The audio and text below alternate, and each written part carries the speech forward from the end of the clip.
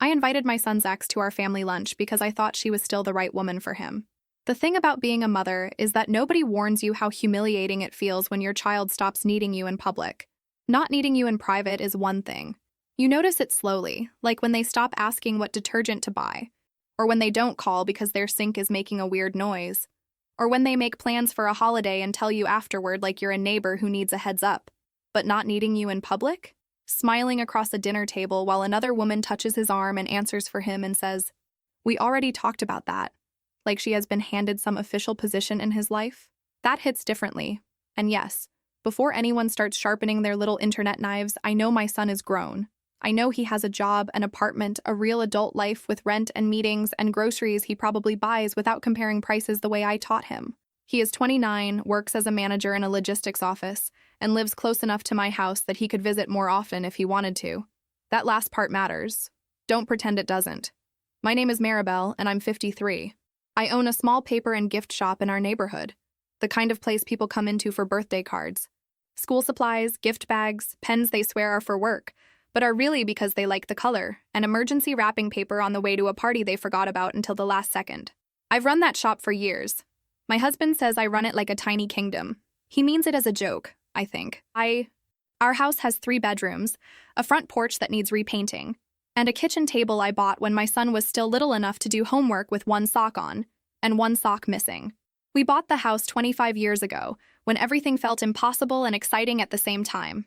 I remember eating canned soup on the floor before the furniture arrived and telling my husband, "One day our son will bring his kids here." I said it like a promise. Like life had signed a contract with me. Then my son started dating his current girlfriend. She worked as an events coordinator, which already sounded exhausting to me because it meant she had opinions about centerpieces and timelines and probably knew how to make people feel underdressed just by existing. She was pretty, confident, loud in that friendly way people pretend is harmless, and independent in a way I found less charming every time I saw it up close. She had this habit of speaking in we sentences. "We're thinking about changing the living room. We're saving for a trip. We decided to spend the holiday with my family this year. We. I sat there every time with my polite smile, the one I use when a customer wants to return something they clearly used and broke, and I would nod like I wasn't dying inside. Because what was I supposed to say? "Excuse me, when did you become the person who gets consulted before me?" That sounds insane out loud. I'm aware, I have some self-awareness. Not enough, apparently, but some. My son looked happy with her. That was the problem, really. Not because I wanted him miserable. Please. I'm not a monster. But he looked happy in a way that didn't include me. Like she had opened a door in him I didn't have the key to anymore. He laughed more. He dressed better. He stopped asking my opinion on things he used to ask about, like whether a couch was too expensive or whether a job issue sounded serious. He would say, "We talked it through," and I would feel my entire face freeze. I tried giving advice anyway. About saving money. About not rushing. About not mixing finances before marriage. About how people act perfect in the beginning. About the importance of family traditions. She would listen with this patient little smile, then change the subject. Not rudely. That almost made it worse. If she had been openly rude, I could have hated her cleanly. I could have said, "See? I knew it." But she wasn't. She was polite in the way people are when they've decided your opinion is optional. And that, to me, felt colder than an insult.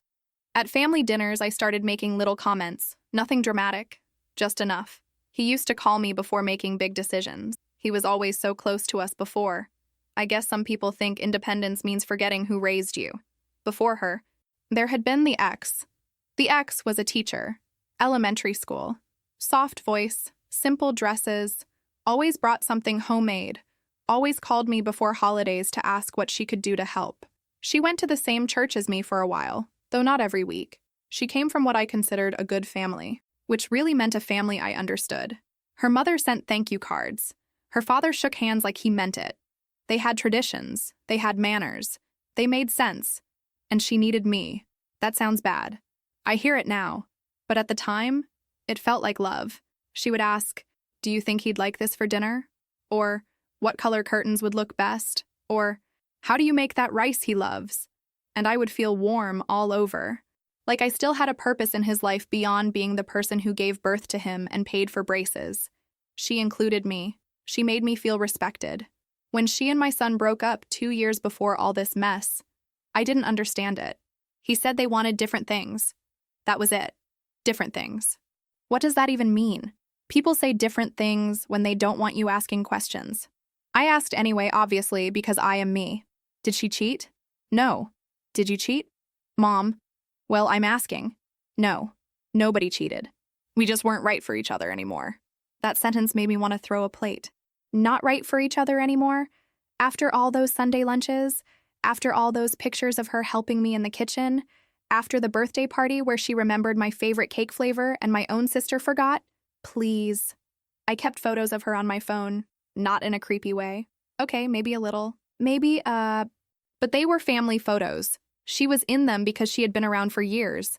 Sometimes I showed them to my husband and said, everything felt easier then. He would sigh and say, maybe because you liked being needed. I would say, that's not fair. He would say, it's not an insult. It felt like one.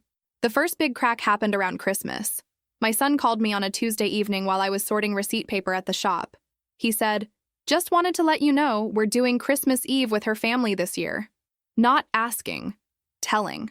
I stood behind the counter, staring at a rack of greeting cards that said things like joy and peace and family.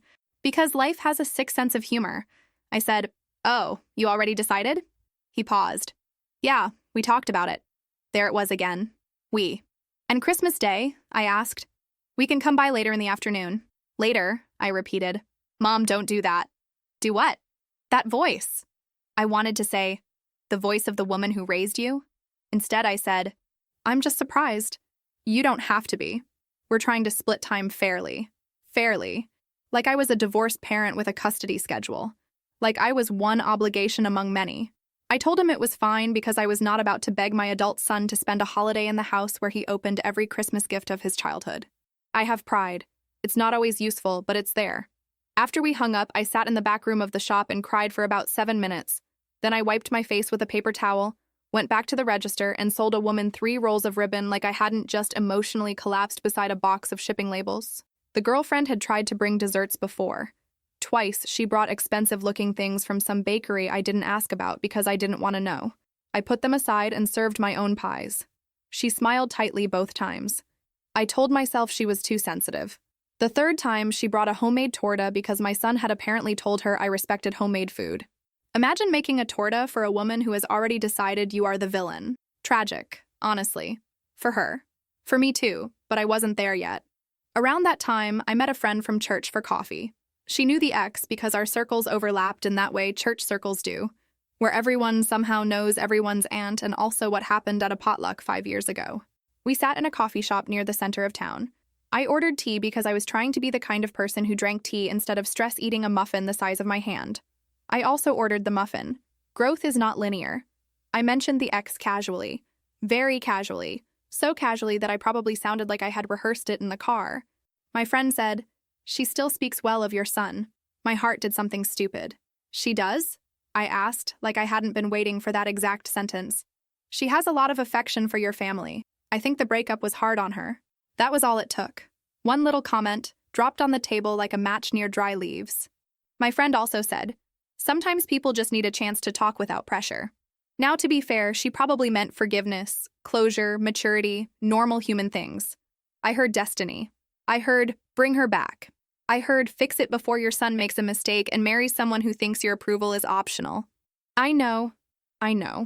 That night at dinner, I mentioned the ex. My husband was eating soup and I said, you know, she really did understand this family. He didn't look up. Don't. I'm just saying. You're never just saying. My son was there too because back then he still came by sometimes without acting like he was entering enemy territory. He set his spoon down and said, Mom, stop comparing them. I didn't mention your girlfriend. You didn't have to. I'm allowed to remember people fondly. You're allowed to remember. You're not allowed to use those memories like a weapon. That offended me so deeply that I actually laughed. Not a nice laugh. The kind that comes out when you feel cornered and want to pretend you're above it. A weapon? That's dramatic. He looked tired. Not angry. Tired. Please just leave it alone. My husband gave me a warning look. I ignored it because apparently I was committed to my role as the woman steering a car toward a wall while insisting the wall was the problem. A few days later, I found the ex on a social media app and sent her a message. Hi, sweetheart. I've been thinking about you. Would you like to grab coffee sometime? I miss catching up. Sweetheart, I really typed that. Like we were still close. Like I hadn't gone 2 years without seeing her except through old photos I refused to delete. She responded the next day. Polite, warm enough. Surprised, obviously. We met at a small coffee shop near the center of town. She looked the same, but not the same. A little older, a little more guarded, hair shorter, posture careful. She hugged me, but it was one of those hugs where the arms do the job and the body stays alert. I said, "My son is doing well." Her fingers tightened around her cup. "That's good," she said. "He works too much, of course. You know how he is." She gave a small smile. "I remember. The whole family misses you." She looked down. "That's kind of you to say." "I mean it. Sunday lunches haven't felt the same." She shifted in her chair. "Maribel." "What?"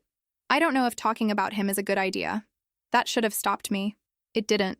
I leaned forward and lowered my voice, like I was sharing a tender secret instead of trying to drag her into a mess she didn't ask for. "I'm not trying to make anything uncomfortable, I just think old friendships shouldn't disappear. You were part of our lives," she said.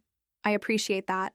But your son has moved on. He has a girlfriend," I said, and apparently my face did something because she noticed. She said, "Is he happy?"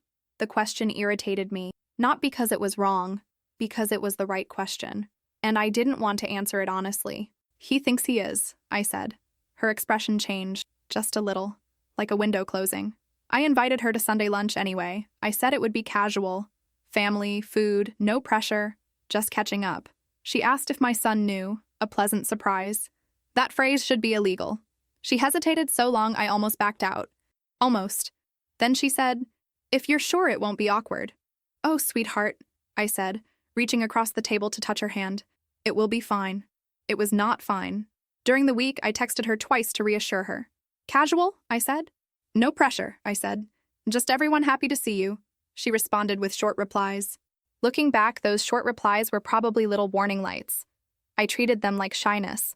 At the shop, my employee asked me who was coming for Sunday lunch. She has worked with me for 10 years and knows me too well, which is rude of her. I told her my sister and her husband, my son and his girlfriend. Maybe one extra guest. "One extra guest?" she asked. I pretended to rearrange greeting cards. I finally said, "His ex might stop by." She froze with a box of pens in her hands. "Does he know?" "It's a surprise." She put the pens down slowly, like sudden movements might scare me into doing something worse. "Are you sure that's a good idea?" I laughed. "People are so afraid of normal adult interactions now." She said, "That's not really an answer." My husband asked who was coming. I mentioned the usual people. I did not mention the ex. That was the first moment my stomach twisted. Not enough to stop me, but enough that I knew I was hiding something. There's always that little second before a lie where your body tries to save you. Mine tapped me on the shoulder and whispered, "Don't." I said, "Hush, I'm busy ruining my life."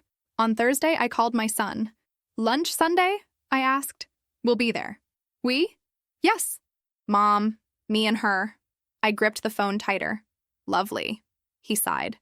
"Please be nice." "I'm always nice." There was a silence so loud it should have charged rent. Sunday came bright and chilly.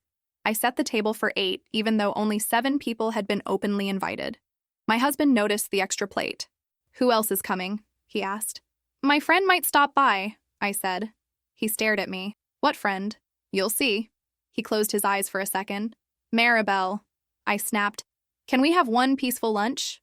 The irony did not register at the time. It has since. Unfortunately. My sister arrived with her husband. She hugged me and immediately looked toward the table. "Extra place?" she asked. "Maybe," I said. She gave me a look too.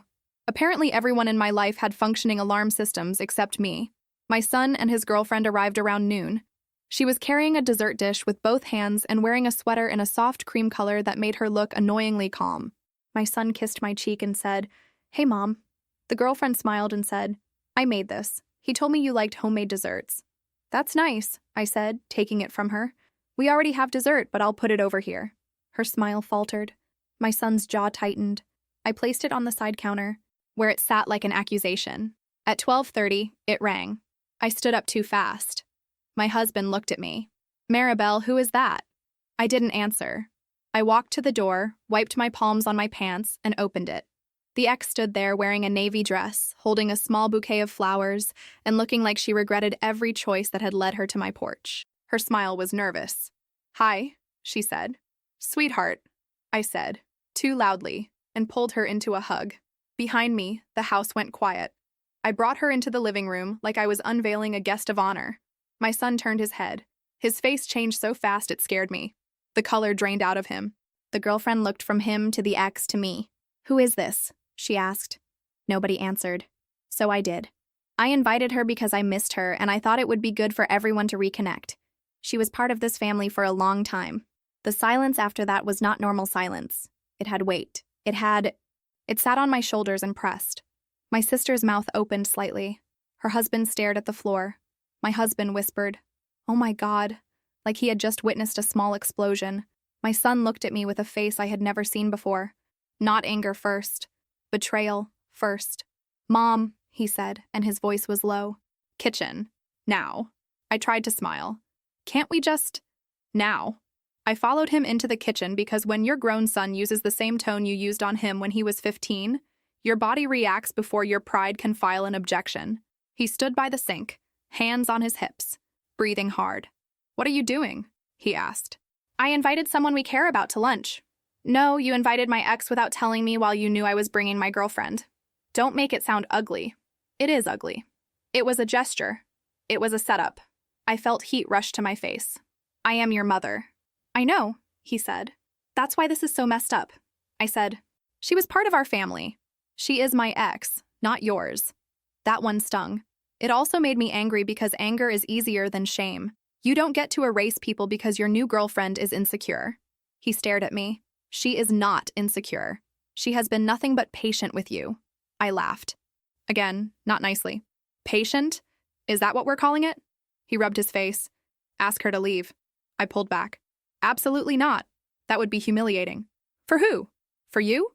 "Because you didn't mind humiliating me. She came all this way." "Because you lied to her." "I did not lie. You let her think I knew." I opened my mouth, then closed it. There it was. The truth, standing between us with wet shoes on my kitchen floor.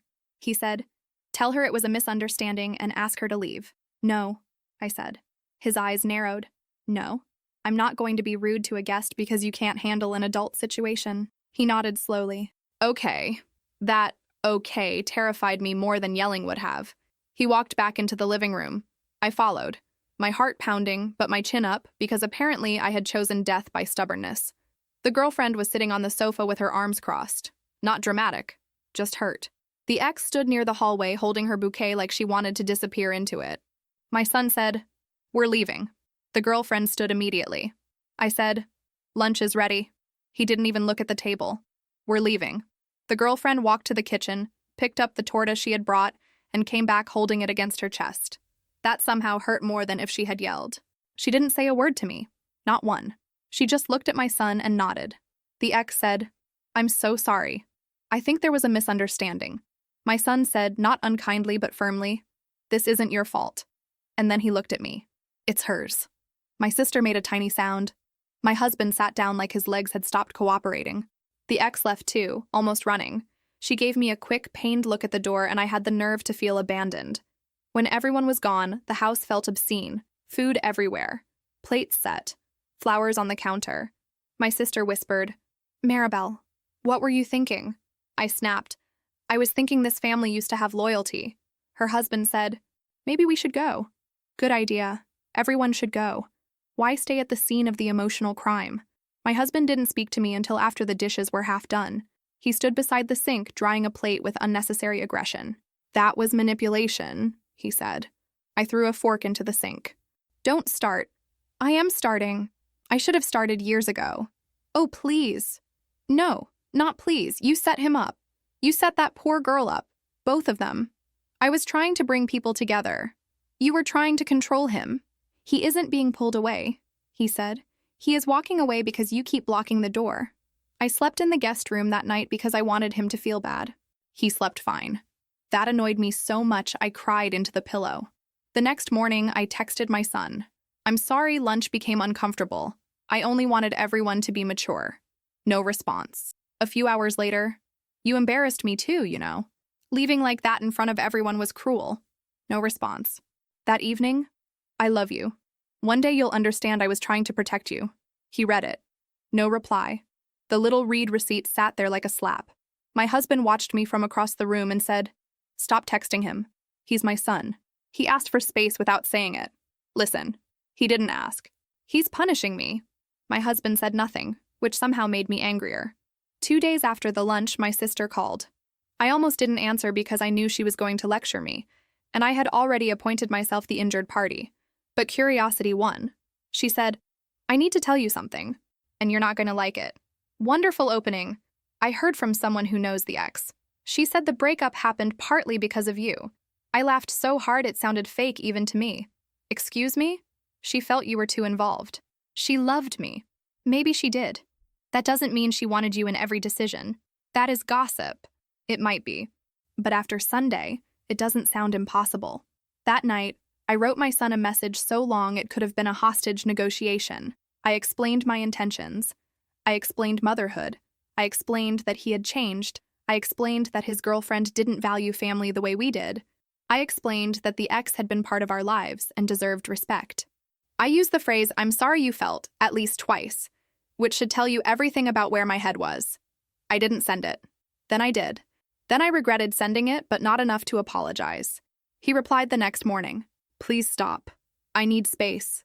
Don't come to my apartment. Don't contact my girlfriend. Don't contact my ex again. I'll reach out when I'm ready."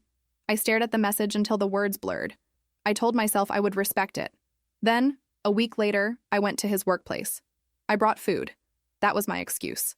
A large container of the chicken and rice he loved, still warm, wrapped carefully in a towel so it wouldn't spill in my car. I told myself mothers bring food. That's not stalking. That's not boundary breaking. That's love with leftovers. The receptionist called him down. When he stepped into the lobby and saw me, his face didn't soften. It tightened. "Mom," he said, not happily. "I brought lunch." He looked around. 2 people near the elevators glanced over. He lowered his voice. "You can't show up here. I'm not making a scene. You are the scene." That hurt. I held up the container like it could defend me. "You haven't been answering. Because I asked for space. You're my son. I'm at work. 5 minutes. No." I felt myself wobble between crying and snapping. Snapping one. "You're really going to reject food from your mother in front of strangers?" He closed his eyes. "Please don't do this." "I'm not doing anything." He guided me outside, not touching me but walking close enough that I understood he wanted the conversation away from glass walls and curious coworkers. On the sidewalk, he said, "You need to stop. I just want to talk." "No, you want to explain until I agree with you." "That is unfair." "No, Mom, it's accurate." He said, "You don't understand how serious this is. I understand that you're letting someone turn you against me." His face went flat. "That right there. That's why I need distance." Then he walked back into the building. I sat in my car afterward and cried so hard I got a headache. Then I drove to the shop with the food on the passenger seat and acted offended when my employee asked if I was okay. "He wouldn't even take lunch," I said. She gave me that careful look people give unstable relatives at holidays. "Did he know you were coming?" "That's not the point." "It might be the whole point." I wanted to fire her. I didn't, because she is excellent with inventory, and I'm not completely stupid. The next week, I went back to the friend from church. I told the story in a way that made me sound misunderstood. Not innocent exactly, but close. I said everyone overreacted. I said the lunch was meant as a simple reunion. I said my son's girlfriend was possessive. I said my husband had taken their side. My friend listened. Then she asked, "Did your son know the ex would be there?" I looked at my tea. Maribel. It was supposed to be a pleasant surprise. She leaned back. "That was not okay. You said people need a chance." I reminded her. "I meant if they choose that chance. I am his mother, and he is an adult." I hated how calm she was. Calm people make anger look embarrassing. She said, "You put that ex in a horrible position. You put your son in one. You put his girlfriend in one. And you're still talking like the victim." I said, "I did what any mother who loves her child would do." She said, "No. You did what a frightened mother does when she confuses love with ownership." Ownership. I stood up so fast my chair scraped the floor. "I don't have to sit here and be insulted." "I'm not insulting you." "Well, it's very impressive how much it sounds like it." I left. Then the girlfriend came to my shop. I was behind the counter checking inventory when the bell over the door rang. I looked up and there she was, wearing a plain coat, hair pulled back, face calm, too calm. My stomach dropped. I said, "If you're here to fight, I'm at work." She looked around the empty shop. "I'm not here to fight. That's usually what people say before they fight." She exhaled. "Can we talk privately?" We went to the small back room. She stood near the table where I kept extra gift bags and shipping boxes. She said, "I came because I don't want this to keep poisoning everything." I crossed my arms. "That's dramatic. I spent an entire afternoon making that torta." I blinked. She continued, "He told me you liked homemade desserts. He said you respected effort." I was nervous, which is stupid, I guess, because I'm a grown woman, but I wanted you to see that I was trying. I felt a flicker of discomfort. I smothered it. "You brought desserts before." "I did, and you ignored them. They were store-bought. They were meant as gifts." I said nothing. She looked directly at me. "I have complimented your house. I have asked about recipes. I have offered to help. I have listened to comments about my clothes, my schedule, how late we arrive, how often he calls. I have swallowed things because I love him and because I didn't want to make his life harder." I wanted to interrupt. I wanted to say she was exaggerating. I wanted to point out that she had never asked properly, that she always had that independent tone, that she made me feel unnecessary. But she kept talking, and something about her voice made it hard to cut in. "You don't dislike me because I'm rude," she said. "You dislike me because I don't need your approval to exist in his life." My mouth went dry. "That isn't true." "It is.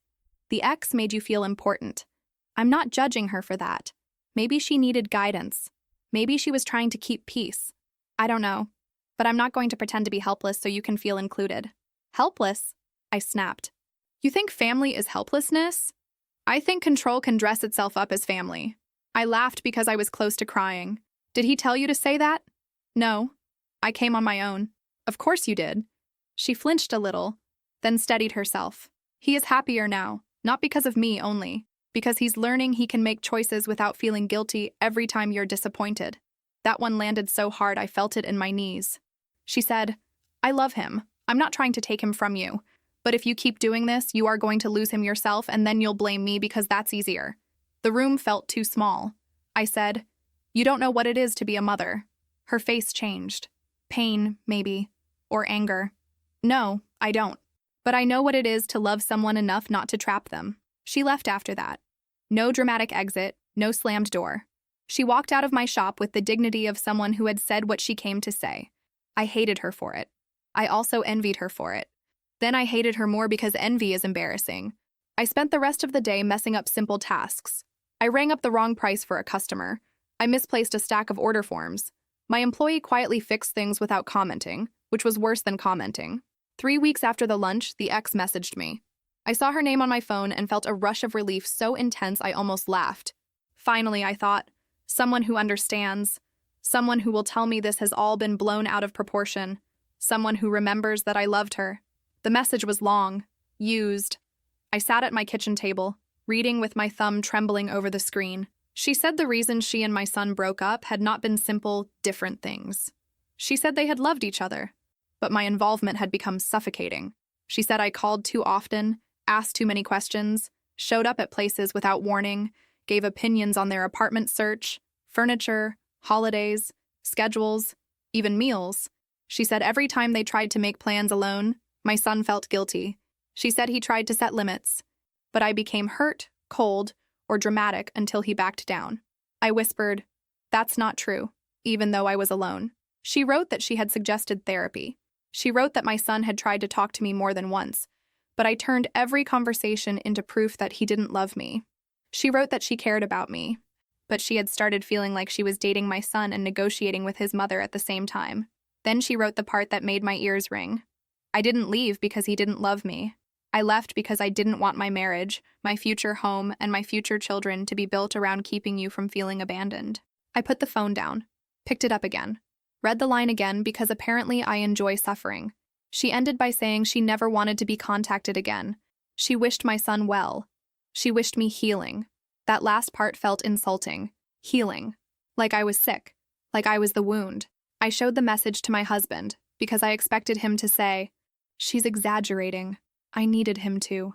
I needed one person to stand with me inside the version of reality I had built. He read it slowly at the kitchen table. His face didn't show surprise. That was my first warning. When he finished, he set the phone down gently. "She's right," he said. I stared at him. "Excuse me? She's right. You don't even know everything. I know enough. Oh, so now everyone is against me." He closed his eyes. "That is exactly what you do. You turn being confronted into being attacked." I stood up. "I am being attacked." "No. You are being told the truth by people who are tired." "Tired of what?" "Me loving my son? Tired of you making love feel like debt." I actually stepped back, like the words had physical force. He looked older than usual. 60, tired, shoulders slumped, eyes sad but not soft. He said, "I should have said this years ago. I didn't because it was easier to keep peace. That was my mistake. But I am saying it now. If you don't accept that he is an adult, you will lose him completely." "I already lost him," I said, and my voice cracked. My husband didn't rush to comfort me. That hurt too. He said, "Then stop doing the thing that made him leave." Simple sentence. Brutal. Annoyingly hard to argue with. A few days later, my son texted, "Can we meet Saturday?" Neutral place. Just us. Neutral place. As if our house was contaminated. Maybe it was. We met at a coffee shop downtown. I arrived early because anxiety makes me punctual in an aggressive way. He walked in wearing a gray sweater I didn't recognize. He looked tired. Not messy, not dramatic, just tired in the deep way people get when they've been carrying a conversation for years and finally put it down. He sat across from me. I said, "Hi, sweetheart." His face tightened slightly. "Hi." The word sweetheart suddenly sounded wrong in my own mouth. He didn't order anything right away. He folded his hands on the table and said, "I need you to listen before you talk." That sentence made me feel like a child. I nodded. He said, "What happened at lunch was the last straw. Not the first. The last." I opened my mouth. He lifted one hand. "Please." I closed it. He said he had spent years feeling responsible for my emotions. If he didn't call, I was hurt. If he made plans without telling me, I was hurt. If he chose someone else's family for a holiday, I was hurt. If he didn't ask my opinion, I was hurt. And every time I was hurt, he felt like he had failed as a son. I wanted to say that was because he had changed. I didn't. I deserve 1 point for that. He said, "The ex sent me the message she sent you. I read it. She was right." My throat tightened. "She wasn't right about everything," I said quietly. He gave me a look. I added, "Sorry, go on." He said the ex had not wanted to turn him against me. She had begged him to set boundaries so they could have a future. He said he tried, but every conversation ended with me crying, accusing him of abandoning family, or telling him he would regret pushing me away. I remembered those conversations differently. In my memory, I had been wounded and he had been cold. Listening to him, I started to see flashes of myself from the outside, and let me tell you, the outside view was not flattering. He said, "I loved her, but I was exhausted, and she left because she didn't want to compete with you forever." He continued, "My girlfriend now helped me see that boundaries aren't punishment. They're how adults stay in each other's lives without resentment." "She talks like that?" I asked, too sharply. He leaned back. "Mom, I'm sorry." "No, you're not. You're trying to find a reason to make this her fault." The accuracy was rude. He said they were planning to move in together. My stomach dropped through the floor and probably kept going. "You're what?" "Moving in together." "When?" "Soon." "You didn't tell me." "That's part of the point." I felt panic rising. Real panic. Not performative, not strategic. The kind that makes your skin feel too tight. I said, "Please don't cut me out completely." His face softened, but only a little. "Then change." "I will. I need more than promises. I'll respect boundaries." "You said that before." "I mean it this time." "I hope so," he said, and he sounded like he did hope so, which somehow hurt more than if he had said he didn't believe me. It was a list, a reasonable list. I hated every item on it. Hated. I said, "So I just sit around and wait?" He said, "You live your life." I almost laughed. My life? My life had been built around his. I had a shop, yes. A husband, yes. A house, yes. But the center of everything, the thing all my decisions pointed toward, was being his mother. And now he was telling me to live as if motherhood were only part of me, not the whole structure holding me upright. He paid for his coffee. I paid for mine. That detail made me want to cry because I used to buy him hot chocolate and wipe whipped cream from his chin. Now he was a man with his own receipt. He left first. I stayed for almost half an hour staring at the table because I didn't trust myself to drive without doing something humiliating, like pulling into his parking lot and calling it an accident. The months after that were awful in a quiet way. Not dramatic, no shouting, no big confrontation. Just silence spreading through places that used to feel full. My son didn't call. He texted once in a while with short updates that sounded like messages you send to a distant aunt. Hope you're well. Work is busy. Tell Dad hi. I studied each word like it had hidden meaning. It did not. Sometimes a dry text is just a dry text, which is cruel. He moved in with his girlfriend. I found out from a cousin who shared a photo from some little apartment gathering. My son stood next to her holding a stack of plates, smiling like he belonged there. My husband already knew. My sister already knew. I was the last to find out. I confronted my husband. You knew? He told me not to tell you until he was ready. And you agreed? Yes. I felt betrayed, but underneath that was something worse. I understood why. I hated understanding. Understanding removes the fun of righteous anger. My sister had kept contact with him because she did the one thing I couldn't seem to do. She didn't push. She called sometimes, asked normal questions, accepted his girlfriend, didn't bring up the ex, didn't make everything a referendum on family loyalty. So he kept her close. He invited her over. He told her things. She became safe. I had become someone people managed. That sentence still tastes bad. One day, I asked my sister if he had really started trusting her more than me. She didn't soften it. She didn't apologize. She just said yes. It knocked the air out of me. At the shop, I became quieter. My employee noticed. She didn't push. One day she said, "You seem sad." I said, "My son doesn't need me." She said, "Maybe he needs a different version of you." I snapped, "Are you charging me for therapy now?" She shrugged. "No, I'd charge more." I laughed despite myself. Then I cried in the back room because apparently my emotional range had become bargain bin weather. My husband suggested therapy. I rolled my eyes so hard I almost saw my brain. "I don't need a stranger telling me I love my son too much," he said. "You need someone to help you figure out why love feels like panic." I didn't answer. A week later, I made the appointment. Not because I was enlightened, because I was desperate. Let's not pretend I floated into growth on a cloud of wisdom. I crawled in because everything else had stopped working. The therapist's office was boring in a way I appreciated. In the first session, I told the story my way. I said I had been excluded. I said my son changed. I said the girlfriend was cold. I said the ex had been special. I said the lunch was misguided but came from love. The therapist listened and said, "What did you hope would happen when your son saw his ex?" I opened my mouth, closed it, took a breath. I hoped he would remember, I said. Remember what? That things were better. Better for him or better for you? Rude question. Effective question. I hated her immediately and scheduled another appointment. The hardest part was admitting I didn't just miss my son. I missed being central. I missed knowing first. I missed being the person he called before anyone else. I missed the ex because she had reflected back a version of me I liked. Wise, needed, beloved, important. His current girlfriend reflected something else. Optional. And I punished her for it. That realization made me sick. Not poetic sick. Literal. I went home after that session, ate 2 crackers, and lay on the couch under a blanket like a Victorian child with bad news. I wanted to call my son and tell him I understood now. The therapist said, "Ask yourself whether you want to share growth or get rewarded for it." Again, rude. Again, useful. So I didn't call. I wrote letters I didn't send. I typed apologies in my notes app and deleted any sentence that started turning into a defense. That left some very short apologies. "I'm sorry I used your ex to hurt your relationship. I'm sorry I made my fear your responsibility. I'm sorry I treated your independence like rejection." Those sentences were hard because they didn't leave room for me to be the victim. Months passed. My son sent occasional messages. A photo of a bookshelf they built. A quick note on my birthday. "Happy birthday, Mom. Hope you have a good day." No heart, I noticed. Of course I noticed. I did not mention it. Please clap. My husband and I were not magically better either. He had resentment stored in places I hadn't known existed.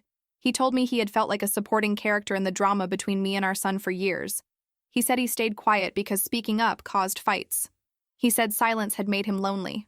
I wanted to say, "Why didn't you tell me?" But the answer was obvious. He had. In tired looks, in small warnings, in sentences I dismissed because they inconvenienced me. I apologized to him one night while we were washing dishes. A year after the lunch, my son messaged. He and his girlfriend were getting married. The message was clear and careful. We're having a small wedding in 3 months. You and Dad are invited. I want you there, but I need to be clear. We're handling the planning ourselves.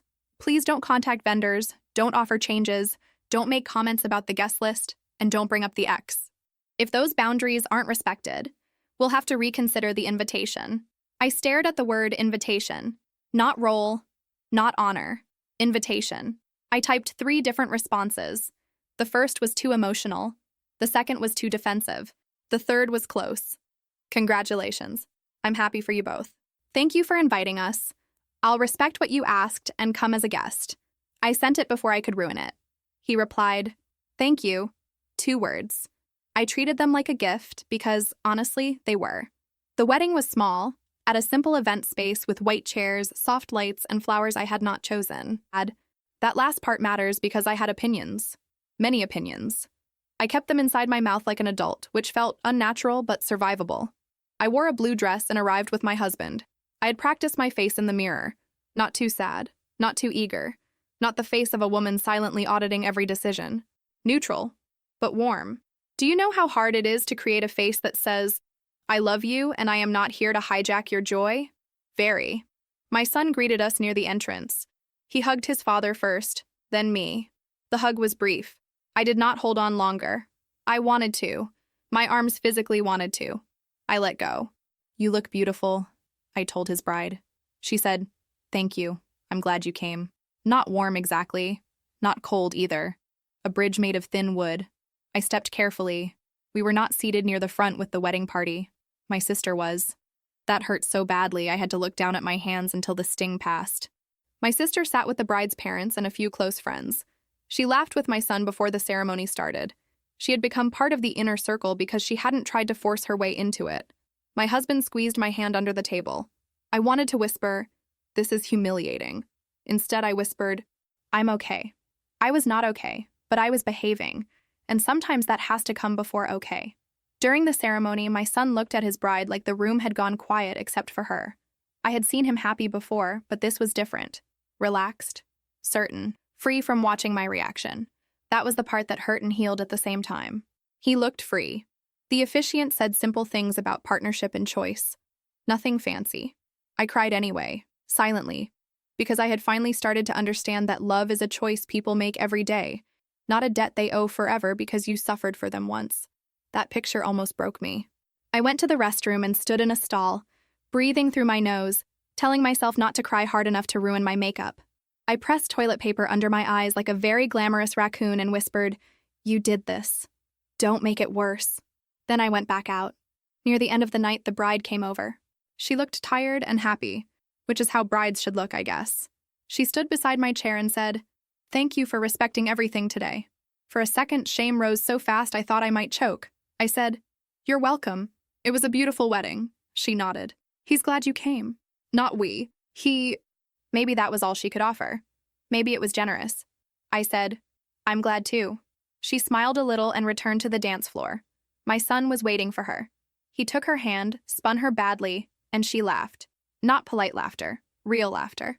The kind that fills a room because it isn't asking permission to exist. My husband leaned toward me and said, you did well. I looked at him. That sounds like something you say to a dog that didn't bite the mailman. He laughed, and for the first time in months, I laughed too. Quietly, sadly, but real. When we drove home, I didn't talk much. The house was dark when we walked in. The kitchen table was clean. No Sunday lunch waiting. No son dropping his keys on the counter. No girlfriend trying too hard. No ex in old photos pretending the past could be dragged into the present and made useful. I sat at the table after my husband went upstairs and opened my phone. I scrolled to the old photos with the ex. For a long time, I just looked. Not because I wanted her back in our lives anymore, but because I wanted to understand the woman I had been when I clung to those pictures like proof that I mattered. Then I selected them and deleted them. Not because those years had meant nothing, but because I finally understood they were not mine to keep using as evidence. A week after the wedding, I sent my son a message. Thank you for inviting us. I know I haven't always made things easy. I'm proud of you. I hope you're both resting after all the wedding chaos. I read it 10 times before sending. It still felt too much. I sent it anyway. He replied the next day. Thanks, Mom. We're tired but good. Appreciate you being respectful. Respectful. Not loving. Not amazing. Not forgiven. Respectful. I cried over that word. Then I accepted it. Because respect was the door I had slammed shut with my own hands. And now he had opened it a crack. Our relationship isn't fixed. I won't pretend it is because that would be another lie, and I'm trying to retire from those. He doesn't call every Sunday. He doesn't tell me everything first. His wife does not come over for recipe lessons, and I no longer fantasize about her suddenly realizing she needs my guidance to survive adulthood. They visit sometimes. Short visits, careful visits. I don't comment on their choices unless asked. Sometimes my tongue practically files a complaint inside my mouth, but I keep it still. The first time they came over after the wedding, she brought dessert again, homemade. Smaller this time, maybe less hopeful. I looked at it, really looked at it, and said, "Thank you. Let's serve it after dinner." My son glanced at me. Just for a second. Something softened. Was that forgiveness? No, not fully. But it was a second where he didn't brace for impact. That's something. I served her dessert next to mine. People ate both. Nobody died. Wild. There are still moments when jealousy bites me. When my sister knows something before I do. When I see a photo from their apartment and realize they bought a rug without asking me, as if rugs are not sacred family decisions. When my son says, "We're spending Thanksgiving with her parents," and I have to breathe before answering like a normal person. Sometimes I fail a little. I make a face. I say something too sharp. Then I catch it and apologize without adding a speech about my intentions. Do you know how hard it is to apologize without smuggling in a defense? Very. I recommend nobody become the problem if they are not prepared for the paperwork. The worst truth is this. I loved my son so much that I made my love feel unsafe. I hate that sentence. I hate that it's true. I thought being central meant being loved. I thought being needed meant being secure. I thought if he built a life where I was not consulted on every corner, it meant he had forgotten me. So I tried to pull him back with guilt, nostalgia, food, tradition, an ex-girlfriend, and every wounded mother trick I could dress up as concern. And I nearly lost him. Maybe I did lose the version of him I wanted, the boy who needed me before anyone else. The young man who let me into every decision because he hadn't learned how to disappoint me yet. That version is gone, and maybe he was supposed to be gone. Maybe children are supposed to become people who don't need permission to buy rugs, choose holidays, love someone, move in, marry, breathe. I still miss the old Sundays. I miss the noise. I miss feeling like the house had a purpose because he was in it. I miss believing I knew what was best for everyone. That belief was comfortable. It was also poisonous. Now the house is quieter.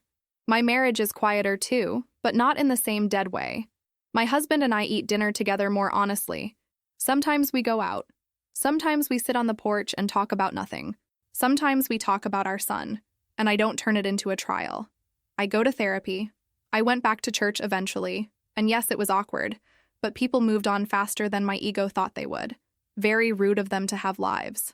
The shop is still there. The same bell over the door, the same last-minute gift bags.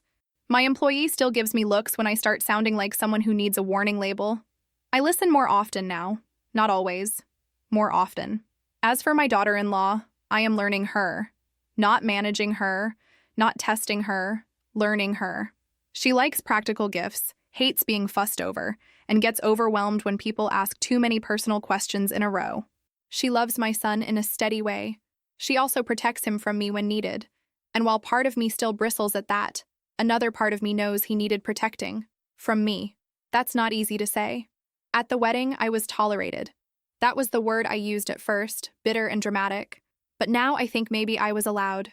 There's a difference. Tolerated means everyone secretly wishes you weren't there. Allowed means you can be there if you learn how not to harm the room. I am learning. Not beautifully. Not gracefully. Mostly with clenched teeth and quiet tears and the occasional sarcastic comment I have to swallow like a vitamin. But I am learning. And if there is one thing I wish I had understood before I opened that door and hugged my son's ex like I was saving him, it's this. You can love someone with your whole chest and still be wrong. You can be a mother and still owe apologies. You can have good memories and still use them cruelly. You can feel abandoned and still be the person doing the damage. I thought I was fighting for my place in my son's life. Really, I was teaching him why he needed distance. So now, when he calls, I answer without making a joke about how long it's been. When he tells me something, I don't punish him for not telling me sooner. When his wife speaks, I listen instead of waiting for the part where I can prove she doesn't belong. When they leave, I hug them both and let go first. That last part still hurts. But I let go. Because love that has to be held down isn't love. It's fear with better manners. And I have already seen what fear can do when you set a place for it at Sunday lunch and call it family.